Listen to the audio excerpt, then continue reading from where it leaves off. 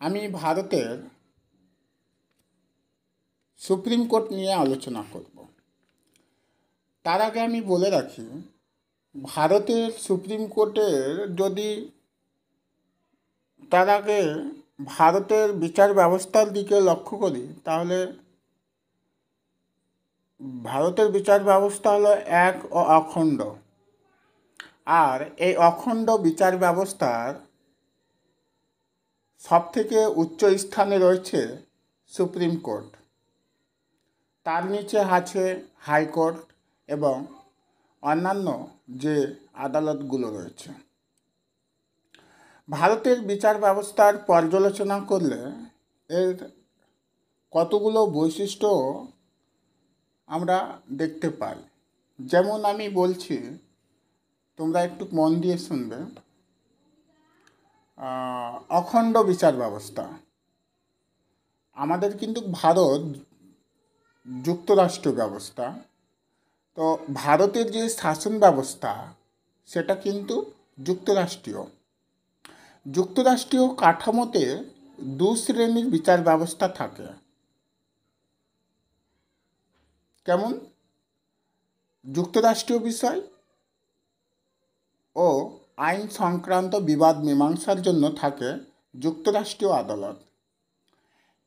এবার যদি আমরা দেখি অন্যদিকে, রাজ্যের বিষয় আর আইন সম্পৃক্ত কোনো বিরোধ বিচারের জন্য থাকে, তাহলে সেটা কিন্তু রাজ্যের বা কেন্দ্রশাসিত অঞ্চলের যে আদালতগুলো থাকে। যেমন আমরা লক্ষ্য করি, মার্কিন যুক্তরাষ্ট্রে এই ধরনের দ্বৈত বিচার ব্যবস্থা আছে।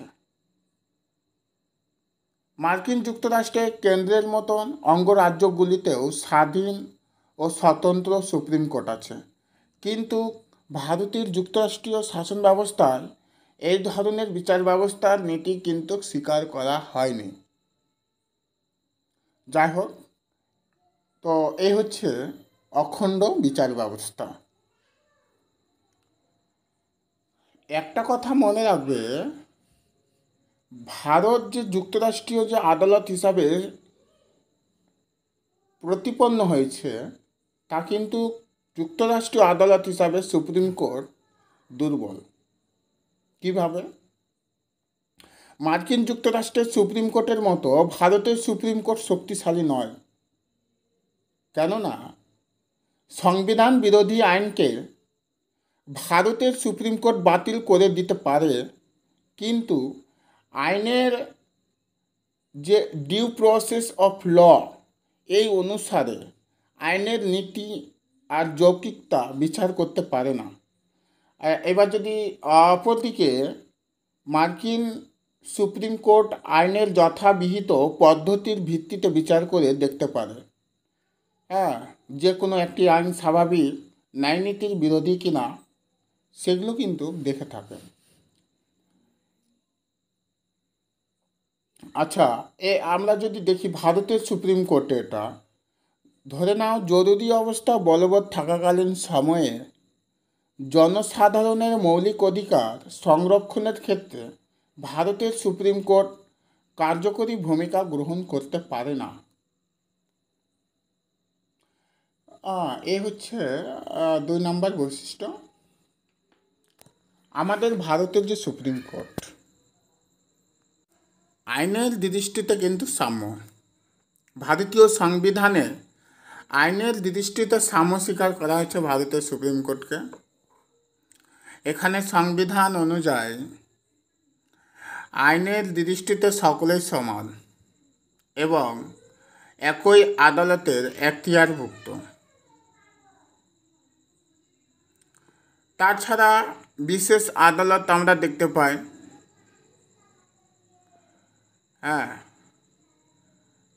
যাই হোক, সমগ্র দেশে একই দেওয়ানি ফৌজদারি বিধি অনুযায়ী এগুলো কিন্তু পুরো ভারতবর্ষে এই বিচার কার্যটা পরিচালিত হয়ে থাকে। কিন্তু আমরা যদি রাজ্যগুলোর যে হাইকোর্ট বা যে আদালতগুলো রয়েছে, সেখানে কিন্তু আলাদা আলাদা দেওয়ানি ফৌজদারি আইন অনুযায়ী কিন্তু বিচার কার্য হয় না, সব কিন্তু একই হয়।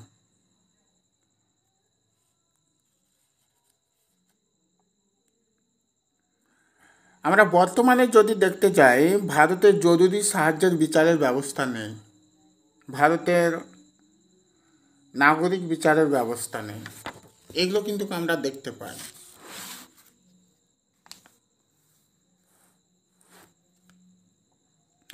আমরা ভারতের বিচার ব্যবস্থার কাঠামোটা যদি লক্ষ্য করি তাহলে দেখব প্রথমে কিন্তু সবথেকে উচ্চ স্থান অধিকার করে আছে সুপ্রিম কোর্ট।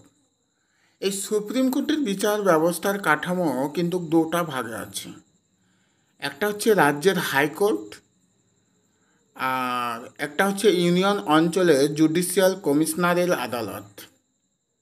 রাজ্যের যে হাইকোর্ট সেটা আমি বলি, রাজ্যের হাইকোর্টের মধ্যে দেখবে একটা জেলা আদালত বা সেশন জজ কোর্ট থাকে, আর অন্যদিকে কিন্তু প্রেসিডেন্সি কোর্ট থাকে। মানে প্রেসিডেন্সি কোর্টগুলো কোথায় থাকে? তোমার বড় বড় শহরে থাকে। এই জেলা আদালত বা সেশন জজ কোর্ট যে থাকে, এখানে কিন্তু দেওয়ানি, সাব জজ কোর্ট থাকে, ছোট আদালত, ফৌজদারি জেলা ম্যাজিস্ট্রেট কোর্ট, এগুলো থাকে। যাই হোক, এগুলো আমি ডিটেলসে যাচ্ছি না, আমি সুপ্রিম কোর্টটা নিয়ে আলোচনা করব। ভারতীয় সংবিধান অনুসারে সুপ্রিম কোর্টের বিচারপতির সংখ্যা নির্ধারণের ক্ষমতা ভারতের পার্লামেন্টের উপর কিন্তু সম্পূর্ণ ক্ষমতাটা দেওয়া আছে। আচ্ছা, ভারতের যে সুপ্রিম কোর্ট সংবিধানের 124 থেকে 147 নম্বর ধারা অবধি কিন্তু বিস্তারিতভাবে আলোচনা করা হয়েছে।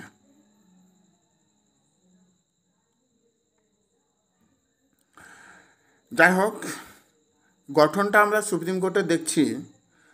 সংবিধানের 124 নম্বর ধারায় বলা হয়েছিল যে পার্লামেন্ট আইন করে সুপ্রিম কোর্টের বিচারপতির সংখ্যা নির্ধারণ করা পর্যন্ত সুপ্রিম কোর্ট গঠিত হবে।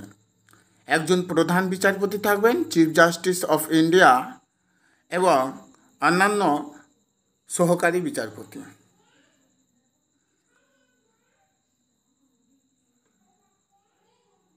যখন ভারতের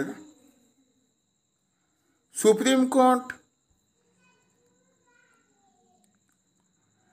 যখন গঠন হলো, সেই সময় সুপ্রিম কোর্টের বিচারপতির সংখ্যা ছিল 8 জন, একজন প্রধান বিচারপতি ও 7 জন সহকারী বিচারপতি নিয়ে গঠিত হয়েছিল। পরবর্তীকালে সেটা কি করা হলো? 1956 সালে সুপ্রিম কোর্ট নাম্বার অফ জজ অ্যাক্ট 1956 আইন পাস করে সাধারণ বিচারপতির সংখ্যা বাড়িয়ে করা হয়েছিল 10 জন। তারপরে বাড়িয়ে করা হলো 13 জন। 1977 সালে সাধারণ বিচারপতির সংখ্যা আবার বাড়িয়ে করা হলো 17 জন। 1986 সালে সাধারণ বিচারপতিদের সংখ্যা বাড়িয়ে করা হলো প্রধান বিচারপতি এবং সহকারী বিচারপতি নিয়ে 26 জন করা হয়েছিল।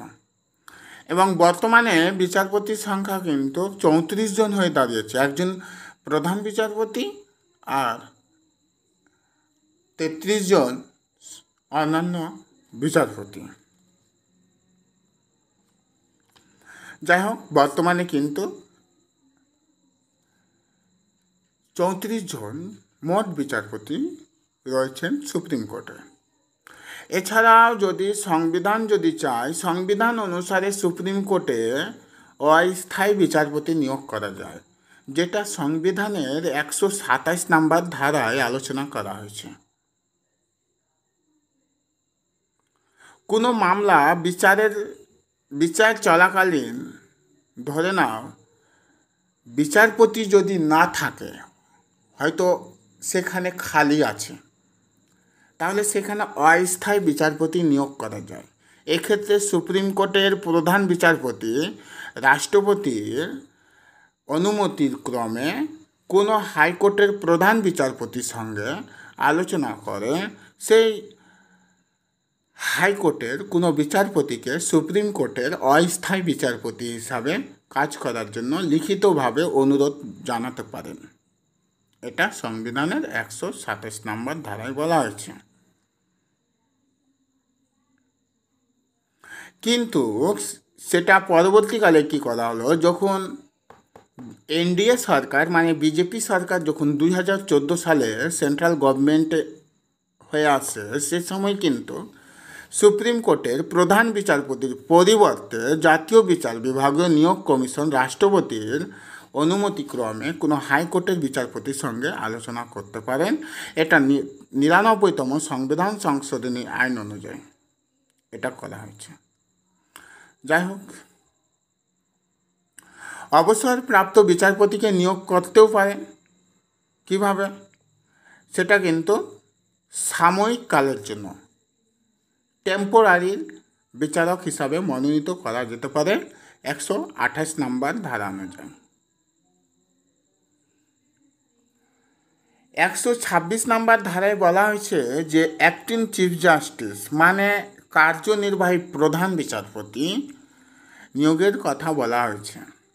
ধরে নাও প্রধান বিচারপতি পদ শূন্য হয়ে গেছে বা অনুপস্থিতির কারণে, বা প্রধান বিচারপতির যদি মৃত্যু হলে বা তার দায়িত্ব পালনে অক্ষম হলে সুপ্রিম কোর্টের কোনো একজন বিচারপতিকে রাষ্ট্রপতি কী করবেন, সেখানে অ্যাক্টিং চিফ জাস্টিস হিসাবে কিন্তু নিয়োগ করতে পারেন, মানে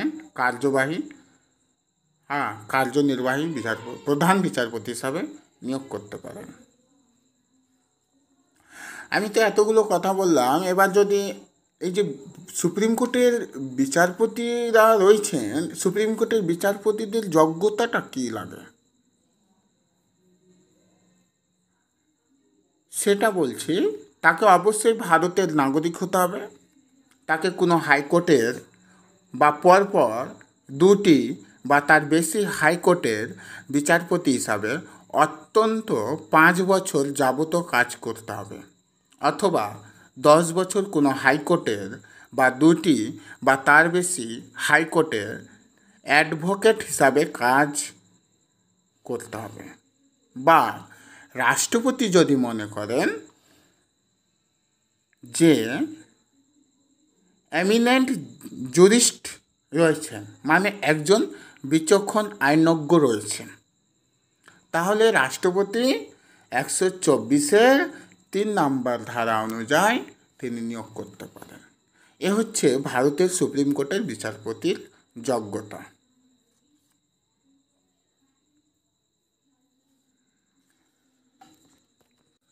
আচ্ছা, বিচারপতিদের নিয়োগ পদ্ধতিটা কেমন?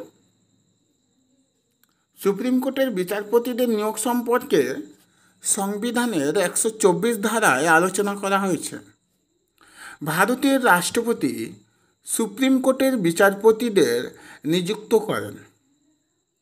বিচারক নিয়োগের আগে তিনি সুপ্রিম কোর্টের প্রধান বিচারপতির সঙ্গে পরামর্শ করতে পারেন।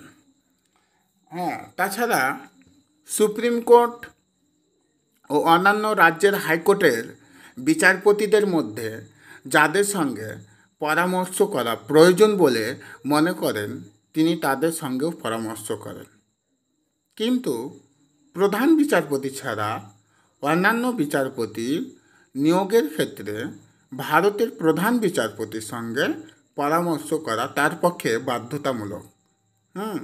তবে রাষ্ট্রপতি প্রধান বিচারপতির পরামর্শ অনুসারে বিচারপতি নিয়োগ করতে বাধ্য এমন কথা সংবিধানে বলা হয়নি।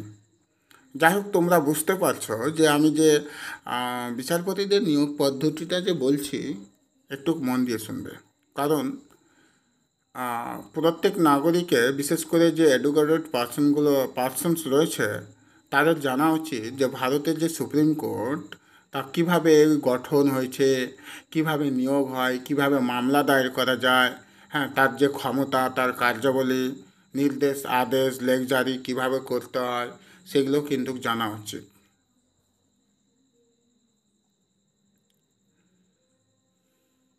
সুপ্রিম কোর্টের বিচারপতি নিয়োগের ক্ষেত্রে 2টা প্রথা আছে, অনুসরণ করতে হয়। কী কী বলতে পারি প্রথাগুলো, যেটা চলে আসছে নিয়মটা? বিচারপতিদের মধ্যে একজন মুসলমান সম্প্রদায়ভুক্ত থাকেন, একজন। সুপ্রিম কোর্টের সিনিয়র মানে প্রবীণতম বিচারপতিকে প্রধান বিচারপতি করা হয়। এটা কিন্তু মনে রাখতে হবে, এটা বাধ্যতামূলক। একজনকে কিন্তু বিচারপতিদের মধ্যে একজন কিন্তু মুসলমান থাকবেই, এটাও কিন্তু বাধ্যতামূলক করা হচ্ছে। এটা কিন্তু প্রথা নিয়ম চলে আসছে।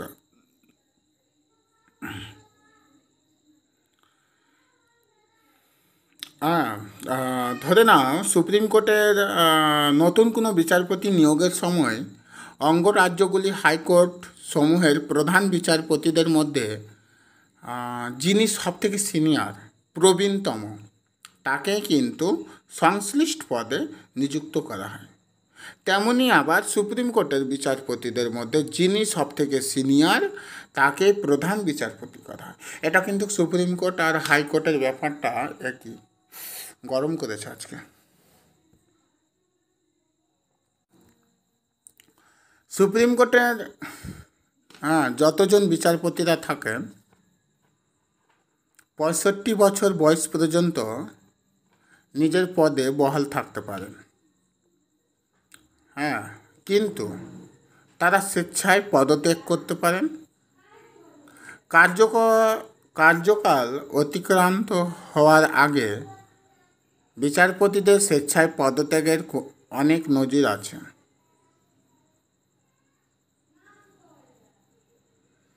অনেকে আছেন নিজ ইচ্ছায় পদত্যাগ করতে পারেন। তো এই পদত্যাগটা কীভাবে করানো হয়, পদচ্যুতটা? সুপ্রিম কোর্টের কোনো বিচারপতিকে যদি রিমুভ করতে হলে তাহলে কিছু কিছু পদ্ধতি অবলম্বন করতে হয়।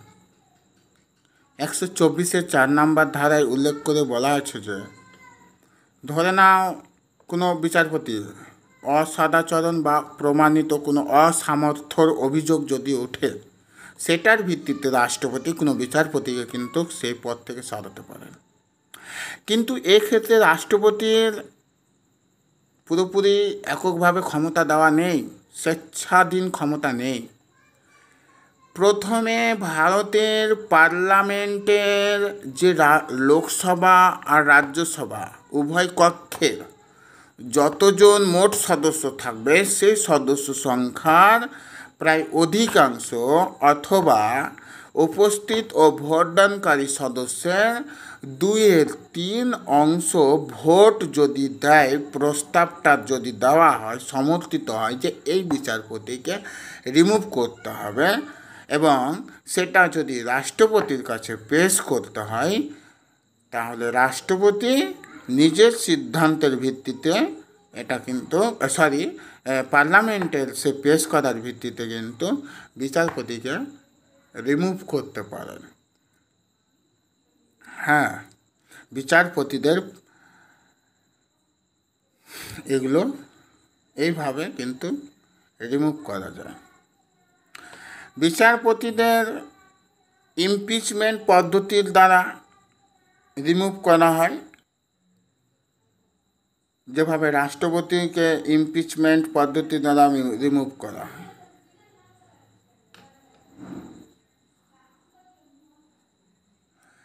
আচ্ছা, এবার এই যে ধরে নাও সুপ্রিম কোর্টের কোনো বিচারপতি অবসর গ্রহণের পর ভারতের কোনো আদালতে ওকালতি বা আইনজীবীর কাজ করতে পারেন না। বিচারপতিদের নিরপেক্ষতা নিশ্চিন্ত করার জন্য সংবিধানে এই ব্যবস্থা গ্রহণ করা হয়েছে। তবে সুপ্রিম কোর্টের প্রধান বিচারপতি রাষ্ট্রপতির সম্মতি সাপেক্ষে সুপ্রিম কোর্টের কোনো অবসরপ্রাপ্ত বিচারপতিকে সুপ্রিম কোর্টের বিচারপতি হিসাবে কাজ করার জন্য অনুরোধ জানাতে পারেন। এতগুলো নিয়ম আছে। হ্যাঁ,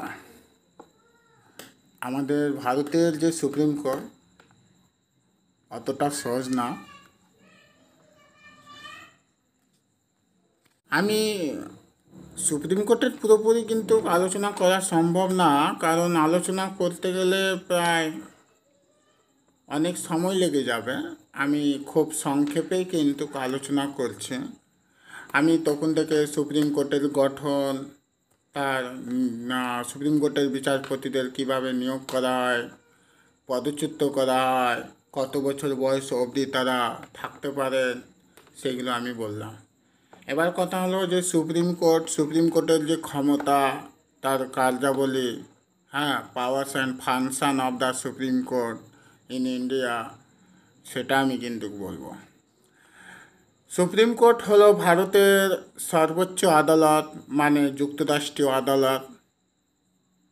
যুক্তরাষ্ট্রীয় কাঠামো অনুসারে এই আদালতের হাতে বিভিন্ন গুরুত্বপূর্ণ ক্ষমতা কিন্তু দেওয়া হয়েছে। এই আদালত বিভিন্ন ক্ষমতার অধিকারী।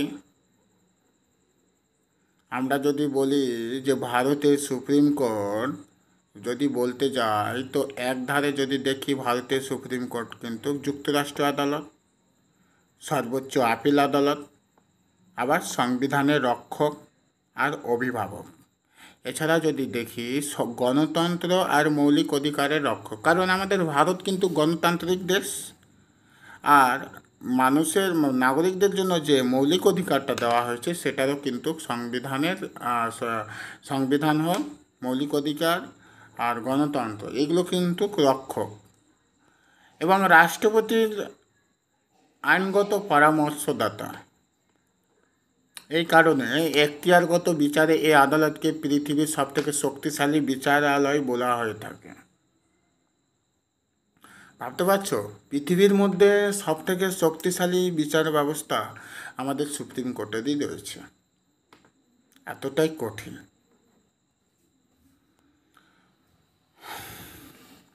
সুপ্রিম কোর্টের ক্ষমতা আমরা দেখি তো 4 রকমের কিন্তু ক্ষমতা দেওয়া হয়েছে। কীভাবে? সেই ক্ষমতাগুলোকে 4টা ভাগে ভাগ করা হয়েছে।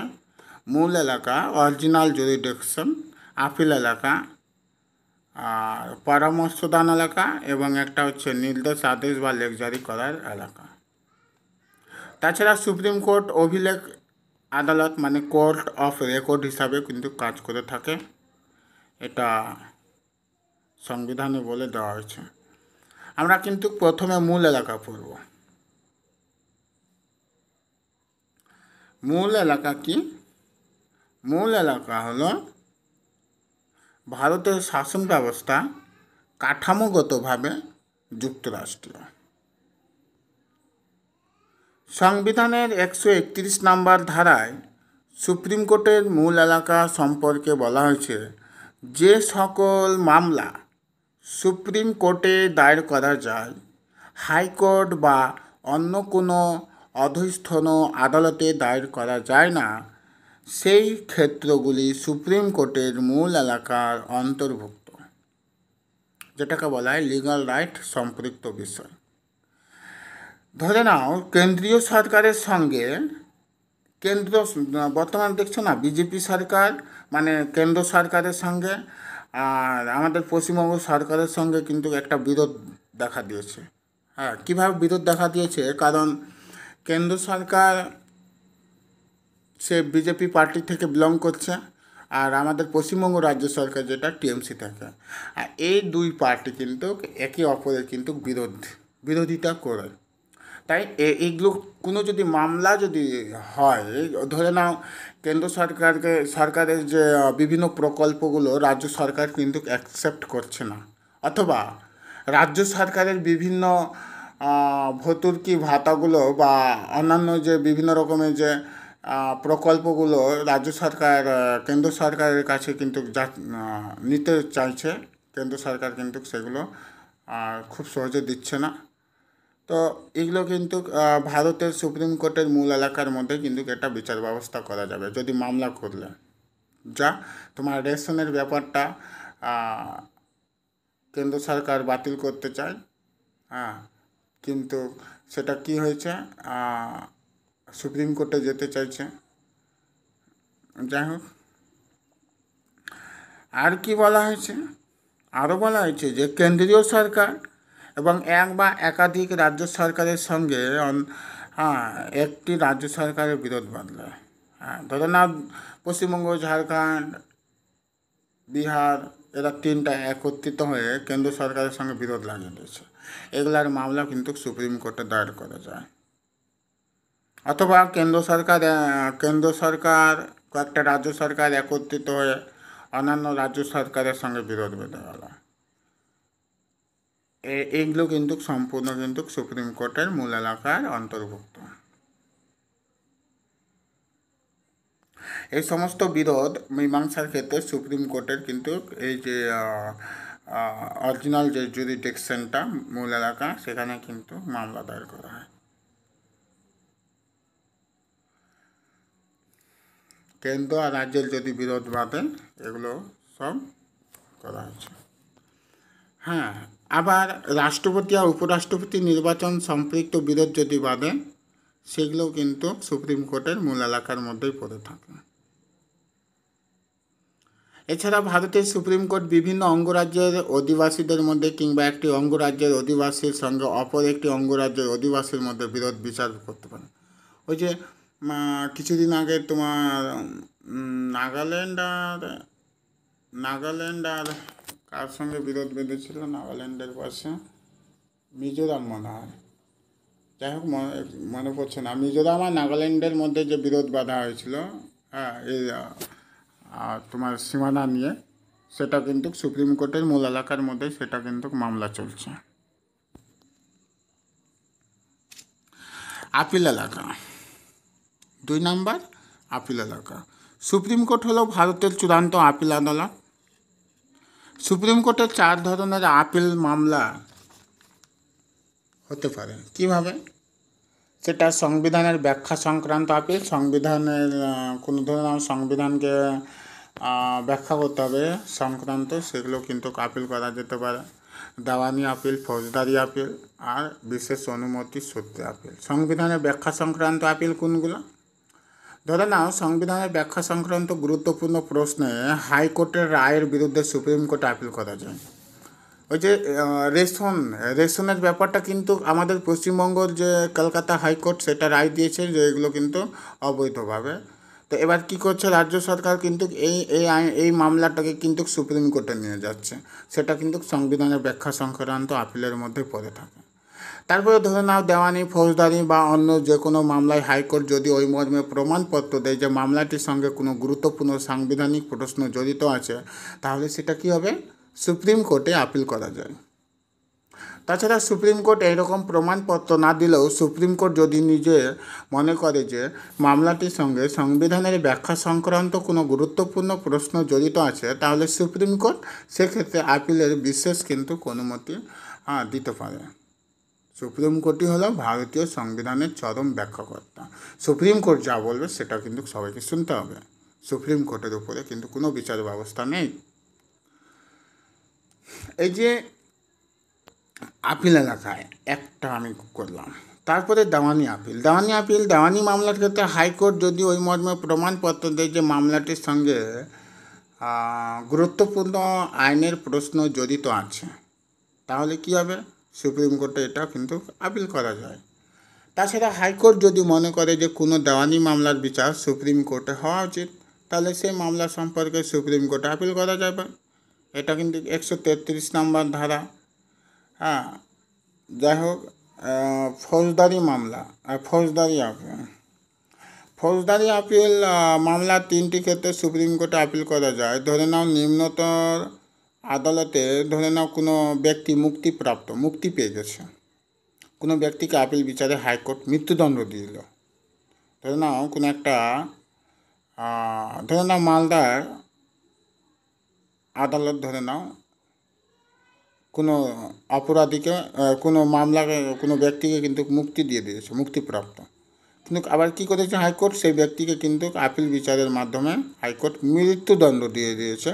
কিন্তু সেই ব্যাপারেও কিন্তু সুপ্রিম কোর্টের আপিল এলাকার ফৌজদারি আপিলের মধ্যে পড়ে। হাইকোর্টের ধরে নাও নিম্নতম আদালত থেকে কোনো মামলা নিজের হাতে তুলে নিলে অভিযুক্ত ব্যক্তিকে মৃত্যুদণ্ড দিয়েছে। ধরে নাও মামলা চলছে, মালদা আদালতে মামলা চলছে, আর সেই মামলাটা কী করলো? কলকাতা হাইকোর্ট নিজের হাতে নিয়ে নিয়েছে। আর কী করলো? সে নিজের হাতে নিয়ে ব্যক্তিটাকে মৃত্যুদণ্ড দিয়ে দিয়েছে। তাহলে সেই মামলাটাও করা যাবে, সুপ্রিম কোর্টে আপিল করা যায়। মামলাটি সুপ্রিম কোর্টে আপিলযোগ্য এই মর্মে। এছাড়া যদি আমরা দেখি, ধরে নাও কোনো হাইকোর্ট বলে যে এই মামলাটা সুপ্রিম কোর্টের মধ্যে হওয়া উচিত, তাহলে সেটাও কিন্তু সুপ্রিম কোর্টের এই এলাকার মধ্যে পড়ে থাকে। আর কি বিশেষ অনুমতি সূত্রে আপিল কোনটা? এটা 136 নম্বর ধারা অনুসারে ভারতের যে কোনো আদালত বা ট্রাইব্যুনালের রায়, আদেশ বা দণ্ডের বিরুদ্ধে আপিল করার জন্য বিশেষ অনুমতি সুপ্রিম কোর্ট দিতে পারে। এটা পরামর্শদান এলাকা, এটা পরামর্শদান এলাকা মানে রাষ্ট্রপতির আইনগত পরামর্শদাতা হিসাবে বলা যায়। অ্যাডভাইজারি জুরিডিকশন যেটা। ধরে নাও রাষ্ট্রপতি যদি মনে করেন যে সংবিধানের কোনো গুরুত্বপূর্ণ ধরে নাও আইন বা তথ্য সংক্রান্ত কোনো সমস্যা সৃষ্টি হয়েছে বা সৃষ্টি হওয়ার সম্ভাবনা আছে, তাহলে কি হবে বলতো? তাহলে কি হবে ওটা? তিনি তার সুপ্রিম কোর্টের কাছে কিন্তু বিচার বিবেচনার জন্য পাঠাতে পারেন।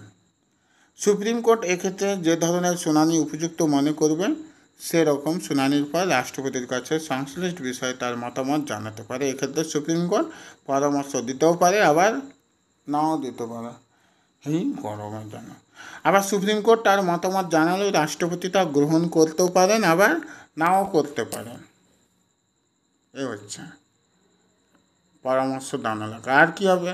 আরও হতে পারে, ধরে নাও সংবিধান চালু হওয়ার আগে, ধরে নাও কোনো একটা সংবিধান চালু হওয়ার আগে সম্পাদিত কোনো সন্ধি বা চুক্তি বা অঙ্গীকারপত্র বা সনদ ইত্যাদির মধ্যে যেগুলি সংবিধান চালু হওয়ার পরেও কার্যকর আছে, সেসব বিষয়ে কোনো বিরোধ দেখা দিলে রাষ্ট্রপতি সে সম্পর্কে সুপ্রিম কোর্টের মতামত চেয়ে পাঠাতে পারেন। এক্ষেত্রে সুপ্রিম কোর্ট পরামর্শ দিতে বাধ্য। যাই হোক, 3টা পড়ালাম এলাকা সুপ্রিম কোর্টের। আমি এবার হচ্ছে গুরুত্বপূর্ণ সব থেকে নির্দেশ, আদেশ বা লেখজারির ক্ষমতা। নাগরিকদের মৌলিক অধিকার যে বর্তমানে যে 6টা মৌলিক অধিকার আছে, এই মৌলিক অধিকারকে বলবৎ করার দায়িত্ব কিন্তু সুপ্রিম কোর্টের ওপরই কিন্তু দিয়ে দেওয়া হয়েছে। ধরে নাও নাগরিকদের মৌলিক অধিকার